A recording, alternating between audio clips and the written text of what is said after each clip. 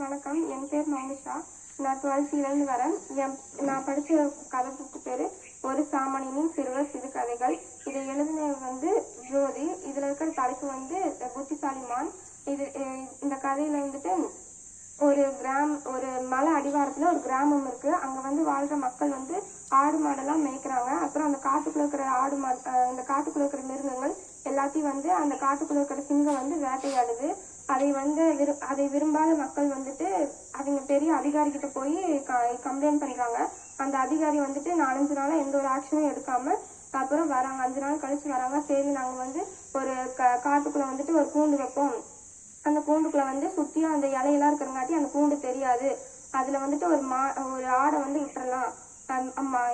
சிங்கம் வேட்டையாடும் போது அந்த ஆடு வெளியே வந்துடும். சிங்கம் உள்ள மாட்டிக்கும் அப்படிங்கிறாங்க. அப்புறம் சிங்கம் காட்டுக்குள்ள சொல்றாங்க, என்னோட மகன் தான் அடுத்த ராஜா, அதனால என் மகன் என்ன சொல்றாங்களோ அதுதான் நீங்களும் கேட்கணும் அப்படின்னு சொல்றாங்க. அதுக்கு அந்த பையன் சின்ன ராஜா இந்த மாதிரி எல்லாத்துக்கிட்டையும் சொல்றாரு, எனக்கு நானா வேட்டையாட மாட்டேன், காட்டுக்குள்ளேயும் ஊருக்குள்ளேயும் நீங்களா நான் மனு அனுப்புவேன், நீங்களா எனக்கு வேட்டை கொடுக்கணும் அப்படின்னு அந்த சின்ன ராஜா சொல்றாங்க. அதுக்கு அந்த காட்டுக்குள்ள இருக்கிற மிருகங்கள்லாம் சரின்னு சொல்லிட்டு வந்துருதுங்க. ஆனா தனியா அவங்க சொல்றாங்க, இல்ல இதெல்லாம் சரி வராது, அது எப்படி அவங்களே சொல்லலாம்ல, அவங்களே வேட்டையாடலாம்ல, எதுக்கு நம்மளே போய் மாட்டிக்கணுமா அப்படின்னு சொல்றாங்க. அப்ப மனு வருது. ஃபர்ஸ்ட் எருமைக்கு மனு வருது.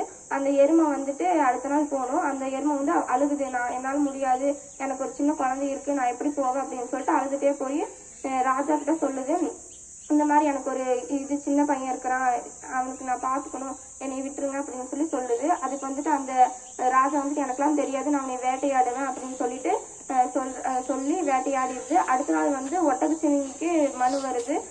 ஒட்டகச்சிவிங்கி அதே மாதிரி அழுதுட்டு ராஜா கிட்ட சொல்லுது, இந்த மாதிரி நான் எனக்கும் சின்ன குழந்தை இருக்கு, என்னை விட்டுருங்க அப்படின்னு சொன்னதுக்கு, நீயும் எருமை மாதிரி சொல்லாத, நான் உன்னை விடமாட்டேன், உன்னை நான் வேட்டையாடுவேன்னு சொல்லி அதையும் வேட்டையாடிடுது. அடுத்த நாள் மான் வருது. மான் நான் உங்ககிட்ட சிரிச்சுட்டே வருது, ஊருக்குள்ள சிரிச்சுட்டே வருது வேட்டையாடுறதுக்கு. எல்லா ஊர் மக்கள் எல்லா காட்டுக்குள்ள இருக்கிறவங்க எல்லாம், என்ன நீ சிரிச்சுட்டே போற, உனக்கு பயம் இல்லையா அப்படின்னு சொல்லி கேக்குது. அதுக்கு இல்ல, நான் சந்தோஷமா போறேன், ராஜா கையில வேட்டையாடுறது எனக்கு பிடிச்சிருக்கு, சந்தோஷமா நான் போறேன் அப்படின்னு சொல்லிட்டு அதுவும் போகுது. கடைசியில் ராஜா நீ ஏன் சந்தோஷமா வர அப்படின்னு சொல்லி கேக்குது. இல்ல ராஜா, கடைசியா உங்க கையில நான் வேட்டையாடிக்கிறேன், கடைசியா நான் ஒண்ணு உங்ககிட்ட சொல்றேன் அப்படின்னு சொல்லுது. சரி சொல்லுன்னு சொல்லும் போது, இந்த மாதிரி உங்க ஊருக்குள்ள உங்களை பத்தி தப்பா பேசிட்டு இருக்கிறாங்க, நீங்க வேட்டையாடுறது நல்லாவே, வேட்டையாடுறதுக்கு நீங்களா வேட்டையாட மாட்டீங்களாமா, உங்களுக்கு எதுவுமே ஆகாதாமா, நீங்களா வேட்டையாட மாட்டீங்க, எல்லாருமே உங்களுக்கு வேட்டைக்காரங்காட்டி உங்களை சோம்பேறின்னு சொல்றாங்க அப்படின்னு சொன்னா, யார் சொல்றா, வா காட்டுவா அப்படின்னு சொல்றாங்க. அப்புறம் வாங்க அப்படின்னு சொல்லி காட்டுக்குள்ள கூட்டிட்டு போகுது. அந்த காட்டுக்குள்ள இருக்கிற எல்லா மிருகங்களும் ராஜாவை பார்த்துட்டு வணக்கம் சொல்லுது.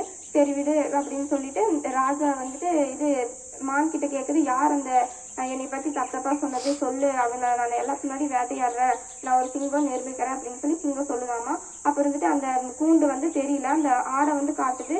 அந்த ஆடு தான் உங்களுக்கு தப்பா சொல்லுதுன்னு சொன்னா, அந்த ஆடை போய் வேட்டையாடுறதுக்கு போகுது. அந்த கூண்டுக்குள்ள போய் சிங்கம் மாட்டிக்குது. ஆடு வெளியே வந்துருது. இது மான் புத்திசாலித்தனமா பண்ணங்காட்டி அதுவும் தப்பிச்சு மற்ற மிருகங்களையும் காட்டுக்குள்ள இருக்கிற எல்லாத்தையும் காப்பாத்தினங்காட்டி புத்திசாலித்தனம் இதுல தெரியணும். நன்றி.